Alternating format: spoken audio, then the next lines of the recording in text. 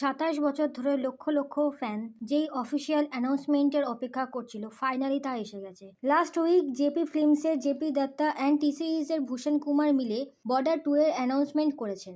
বর্ডারকে তো আজ অবধি যত ইন্ডিয়ান ফিল্ম ইন্ডাস্ট্রিতে ওয়ার মুভি হয়েছে তার মধ্যে থেকে সব থেকে বড় বলে মনে করা হয়।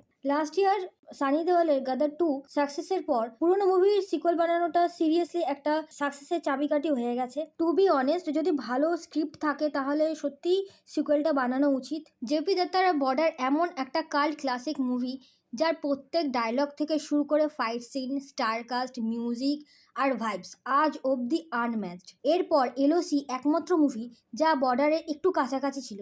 কিন্তু হ্যাঁ, এত বড় একটা স্টারকাস্ট আজকের সময় অ্যাসেম্বল করতে গেলে অনেক প্রডিউসারে এফডিও ভাঙতে হতে পারে। এখন এমন অবস্থায় জেপি দত্তার কাছে সব থেকে বড় সমস্যা হলো মেজর কুলদীপ সিং চানপুরির সাথে আর কোন কোন কাস্ট রাখবে। এই অ্যানাউন্সমেন্ট ভিডিওটাতে আমরা সানি দেওয়ালকে বলতে শুনলাম যে 27 বছর আগে একজন ফৌজি কথা দিয়েছিল যে সে একদিন ফেরত আসবে, আর এখন সেই কথা রাখার জন্য সে ফিরে আসছে। এখন প্রশ্নটা হলো কি করে আসছে, কারণ বর্ডার নিজের মধ্যে একটা কমপ্লিট মুভি ছিল। জেপি দত্তা হয়তো কখনো ভাবেনি যে উনি এই মুভিটার সিকুয়েল কখনো বানাবেন।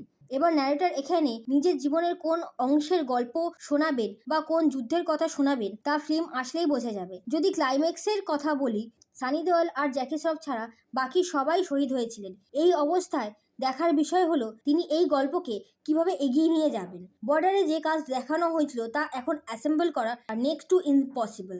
এখন অ্যাভেঞ্জারের কাস্ট করাটা পসিবল, বাট বর্ডারের কাস্ট করাটা একেবারেই নয়। এই মুভি এবার ডিরেক্ট করবেন অনুরাগ সিং, যে এর আগে কেসারির মতন মুভি ডিরেক্ট করেছেন।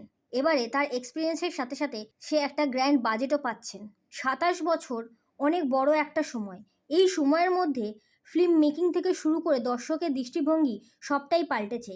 এবার দেখার বিষয় অনুরাগ সিং এই মুভিটাকে কিভাবে বানাবেন। এই অ্যানাউন্সমেন্টের বিষয়ে আপনাদের ধারণা আমাদের কমেন্টে জানাতে কিন্তু ভুলবেন না। এই রকম আরও ভিডিও পেতে আমার চ্যানেলকে সাবস্ক্রাইব করতে কিন্তু ভুলো না। Thank you for the watching. Till then, tata, see you in the next video.